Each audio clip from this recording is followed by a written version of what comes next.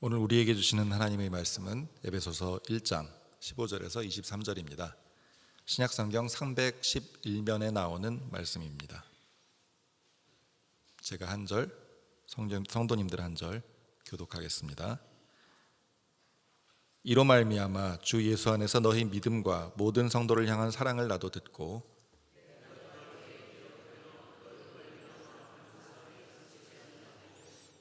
우리 주 예수 그리스도의 하나님 영광의 아버지께서 지혜와 계시의 영을 너희에게 주사 하나님을 알게 하시고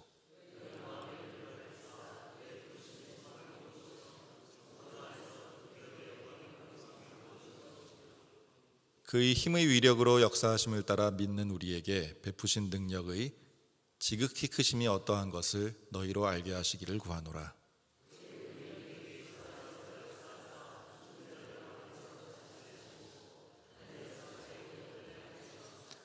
모든 통치와 권세와 능력과 주권과 이 세상뿐 아니라 오는 세상에 일컫는 모든 이름 위에 뛰어나게 하시고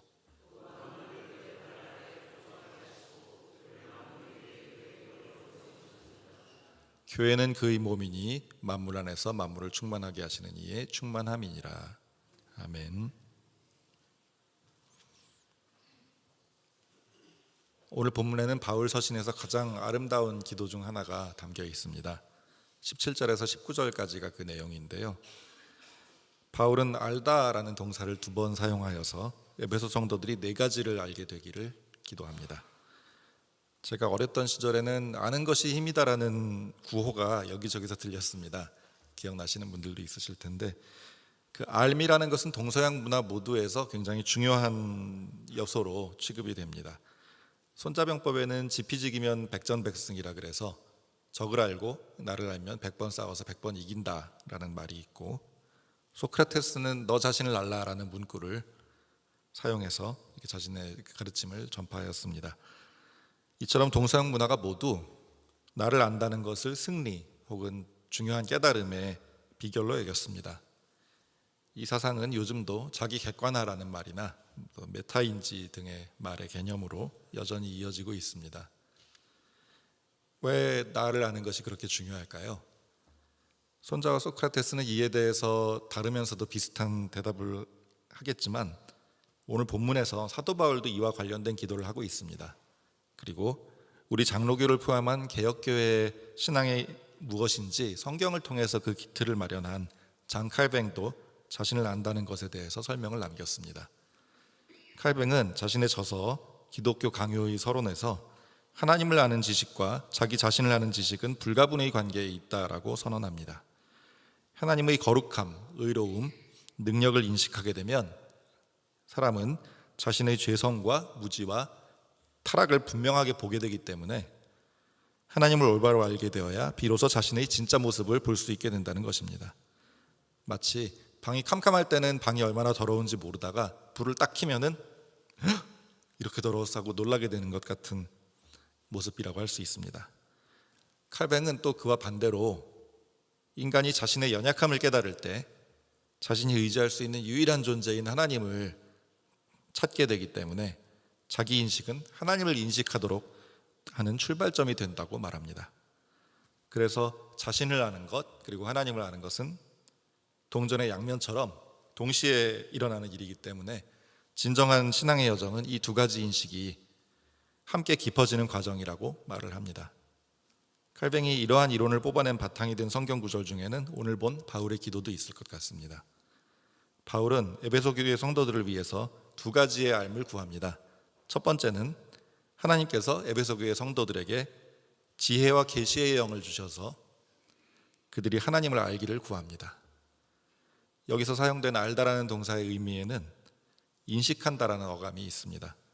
그래서 지혜와 계시의 영, 즉 성령님께서 그들을 찾아오셔서 그들이 하나님을 인식하게 되기를 기도하는 것입니다. 우리가 보이지 않는 존재이신 하나님을 어떻게 알고 그분이 실제로 존재한다고 여기게 되었을까요? 대개는 이걸 자기 스스로 생각해 보면 논리적인 설명을 하기가 어렵다고 여기실 겁니다. 저도 그렇고 어느새 그냥 그렇게 되어 있었던 것 같은데 이렇게 말을 할 것 같아요. 그런데 이 17절이 그게 자연스러운 이유를 알려줍니다. 우리가 우리 머리나 생각으로 고민을 해서 이러니까 하나님이라는 분이 존재할 것 같다 이렇게 결론을 낸 게 아니라 성령님이 우리를 찾아오셔서 우리가 하나님을 인식하게끔 영적 감각을 열어주셨기 때문에 그렇게 된 겁니다. 그러다 보니까 우리 입장에서는 어느 날 어느새 그렇게 돼 있었네 이렇게 느낄 가능성이 많다고 생각합니다. 보이지 않는 하나님이 나와 함께 계신다는 것을 인식하는 이 감각, 이것이 든든한 기초가 되어서 바울이 뒤이어서 구하는 세 가지를 그 위에 세우게 됩니다. 여기서 바울이 사용한 두 번째로 사용한 알다라는 동사는 머리로 배웠다기보다는 경험에서 가슴으로 아는 것을 의미합니다. 그래서 이 세 가지를 경험하기 위해서도 동일한 감각이 필요합니다. 18절에서 바울은 이를 마음의 눈을 밝힌다라고 표현을 합니다. 우리 눈은 보이는 것을 인식하는 기관입니다. 보이는 세계는 눈을 통해서 우리 인식 속으로 들어옵니다. 그래서 보이지 않는 세계를 인식하기 위해서는 비슷한 기관인 영적인 감각, 즉 오늘 성경의 표현대로 마음의 눈이 있어야 됩니다. 영적 감각이 열리면 그분이 나를 자녀로 받아 불러내셨다는 사실이 얼마나 큰 희망을 내게 주는지를 점점 더 경험해서 알게 됩니다. 사람 사이의 관계 중에 가장 뜨겁고 열렬한 것은 아마 남녀의 사랑일 겁니다. 하지만 가장 강력한 것은 자식에 대한 부모의 사랑입니다. 우리는 자식에게 어떤 것도 아깝지 않은 마음을 갖습니다. 대개는 그렇죠. 그리고 화가 난다고 해도 잠시일 뿐이고 대개는 머지않아서 풀어지고 오히려 자식이 속상했을까 봐 신경을 쓰게 됩니다. 그런데 우리의 이 강력한 사랑마저도 사실은 오염되고 불완전한 사랑입니다. 하지만 오염되지 않고 완전한 원본이 있습니다. 하나님은 우리에게 그분의 생명, 그분의 사랑을 주셨고 그분과 하나가 되도록 계획을 하셨고 유한한 우리 한계 때문에 부분적일 뿐이지만 그래도 그 핵심을 이해해보라고 부모와 자식 관계를 그분과 우리 사이를 추측해 볼 수 있는 복제본으로 주셨습니다. 그분은 우리가 우리 자식을 사랑하는 것보다 훨씬 더 온전하고 깊고 강하게 우리를 사랑하십니다. 일단 말로 하면은 그렇게 됩니다.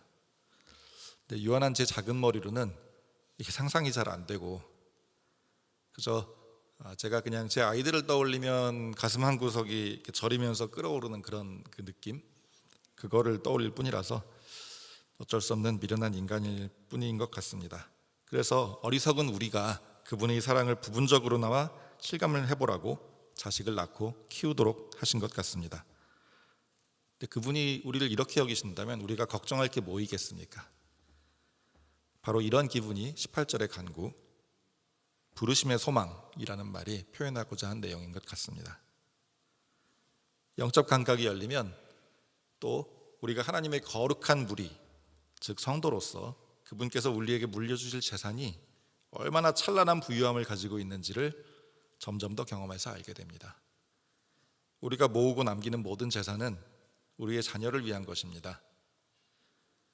부실한 복사본인 우리도 그러한 마음으로 자신이 할 수 있는 최대한을 자녀에게 남겨주려고 하는데 온전한 원본이시고 모든 우주의 주인이신 하나님께서 유한한 인간의 언어로는 그분의 자녀라고밖에 표현할 수 없는 우리에게 얼마나 막대한 재산을 주실까요? 이것도 한계에 갇혀 사는 저로서는 일단 말은 이렇게 하는데 실감이 사실 잘 나지는 않습니다. 우주가 지금도 팽창하고 있다고 하죠, 계속. 근데 그 이유를 생각해 본 적이 한번 있었습니다. 왜 계속 팽창할까? 성경에 보면은 예수님은 우리가 거할 집을, 우리가 살 집을 가서 준비하겠다고, 그러니까 그렇게 다녀오겠다고, 준비 다 되면 다시 오시겠다고 하고 가셨습니다. 그러면은 생각해 보면 혹시 나중에 집 몇 채, 아니면 섬 몇 개, 아니면 좀 더 크게 생각해서 대륙 몇 개 이렇게 주시는 거가 아니라 별을 몇 개씩 주시는 거 아닐까요? 한 명한테. 그런 생각을 해본 적이 있습니다. 이것도 여전히 물질계에만 묶여있는 미련한 인간인 제가 그냥 한번 생각해본 한계가 명확한 상상일 뿐이지만 우리가 받을 재산이 어느 정도 규모인지 그 스케일을 느껴보는 데는 좀 쓸만할까 싶어서 오늘 이야기를 해봤습니다. 지금 이 세상에서 우리가 제일 부러운 부자라고 해도 대륙 몇 개도 한 개도 갖고 있지 못합니다. 그런데 나중에 최소한 별 한 개 주인이 될 이 몸이시다 이렇게 생각을 하면은 오늘 여기서 쪼들리고 살고 있는 내가 좀 대단해 보이지 않을까요? 이런 기분이 18절의 간구, 그 기업의 영광의 풍성함이라는 말이 표현하고자 한 내용인 것 같습니다. 영적 감각이 열리면 마지막으로 우리에게 주시는 능력이 얼마나 상식을 뛰어넘을 정도로 거대한지를 점점 경험해서 알게 됩니다. 그런데 이 능력이 어느 정도나 막강한가 하면 예수님을 죽은 이들 가운데서 살려내시고 하늘에서 당신의 오른편에 앉히시고 모든 통치와 권세와 능력과 주권과 이 세상과 올 세상에 있는 모든 이름보다도 위에 있으시도록 그 모든 것들이 약간 직접적인 말로 까불지 못하게 제압해버릴 수 있을 정도가 그 능력의 크기입니다. 대단한 능력이죠. 그런데 이런 능력을 우리한테 주신다. 그럼 우리는 뭘 할 수 있을까요? 갑자기 슈퍼맨처럼 하늘을 날게 될까요? 바울은 그런 능력을 말하고 있지 않습니다. 예수님을 살려내셨고 그 모든 존재들이 그분께 꿇게 만드는 그 능력을 말하고 있습니다. 그 능력이 언젠가는 예수님의 몸으로서 우리에게도 그 모든 존재들이 꿇게 될 거라는 의미입니다. 20절, 21절을 보시면 길게 예수님이 얼마나 높은 분이신지를 이렇게 자세하게 설명하고 있습니다. 그런데 그걸 그렇게 한 이유는 우리가 보고선 와, 예수님 대단하구나 하고 부러워하라는 의미가 아니라 그 막강하고 거대한 하나님의 능력이 우리에게도 그렇게 모든 존재가 꿇게 만들어 줄 거라는 것을 말하기 위해서인 것 같습니다. 한국교회에서는 종종 영안이 열린다라는 표현을 씁니다. 뭔가 신비한 것을 본다거나 영적 능력이 생겼다는 의미로 이 말을 쓰는데 성경이 말하는 영안 열림은 신기한 능력을 의미하지 않습니다. 오늘 바울의 기도는 영안 열림에 대해서 이야기합니다. 마음의 눈, 즉 영의 눈이 열린다는 것이 어떤 의미를 보여줍니다. 어떤 의미인지를 보여줍니다. 영안이 열리면 보이지 않는 하나님을 인식하게 됩니다. 영안이 열리면 우리가 하나님의 자녀된 것이 얼마나 확고한 안정감을 주는지, 또 우리가 하나님께로부터 받을 유무형의 자산이 얼마나 풍부한지, 우리를 예수님과 함께 무려 모든 존재를 꿇게 할 만한 위치에 두실 능력이 얼마나 막강한지를 점점 경험해서 알게 됩니다. 영안이 열린다는 것은 하나님이 어떤 분이신지를 경험하는 영적 감각이 열린다는 의미입니다. 그러므로 영적 감각은 신비한 능력이 아니라 하나님의 사랑이 얼마나 우리를 위해 많은 것을 준비하시는지를 알아가는 사랑의 능력, 그리고 관계의 능력입니다. 어제 새벽 기도회에서 최삼일 목사님께서 내가 누구인지를 알고 내가 무엇을 가졌는지를 아는 자기 정체성에 대한 이야기를 하셨습니다. 이어서 같은 본문인 에베소서에서 같은 이야기를 하고 있습니다. 그 영화나 드라마 같은 거 보다 보면은 술 취한 사람이 음주 단속에 걸리면은 하는 대사가, 고정적인 대사가 있죠. 너 내가 누군지 알아? 이런 거 이제 얘기를 하는데, 사실 우리야말로 오늘 본문이 알려주는 자기 정체성이 형성되면 자신 안에서 이 대사가 울리게 된다고 생각을 합니다. 세상에 대해서, 그리고 내가 그분의 자녀가 아니라고 속이는 소리에 대해서, 또 그분이 나를 사랑하지 않으신다고 속이는 소리에 대해서 너 내가 누군지 알아? 이렇게 스스로 안으로부터 목소리가 나올 수 있습니다. 나는 하나님의 자녀입니다. 엄청난 겁니다. 예. 아멘. 그래서 바울은 오늘 본문에서 에베소 성도들이 이런 대단하신 하나님을 알아서 자신도 얼마나 대단한 사람인지, 얼마나 대단한 존재인지를 알게 되기를, 또 그래서 다시 자신을 그렇게 사랑하시는 하나님을 더욱 사랑하게 되기를 기도하고 있습니다. 그런 의미에서 하나님을 알면 자신을 알고, 자신을 알면 하나님을 알게 됩니다. 우리도 그것을 소망해 볼까요? 주 성령님께서 우리 모두의 마음의 눈을 여셔서 우리가 보이지 않는 하나님을 인식하게 되기를 축원합니다. 아멘. 또 마음의 눈을 여셔서 자녀에 대한 우리의 사랑보다 훨씬 큰 사랑으로 우리를 부르셨다는 안정감을 우리가 경험하게 되기를 축원합니다. 아멘. 또 마음의 눈을 여셔서 온 우주를 가지신 분이 그 모든 것을 우리에게 주려고 준비하고 계시다는 마음씀을 우리가 점점 더 경험하게 되기를 축원합니다. 아멘. 그리고 마지막으로 마음의 눈을 여셔서 우리를 예수님과 함께 모든 존재를 깔고 앉도록 만드실 능력으로 우리를 돌보고 도우신다는 굳건함을 우리가 점점 더 경험하게 되기를 축원합니다. 아멘. 찬송가 288장 부르시고 기도의 자리로 나아가겠습니다.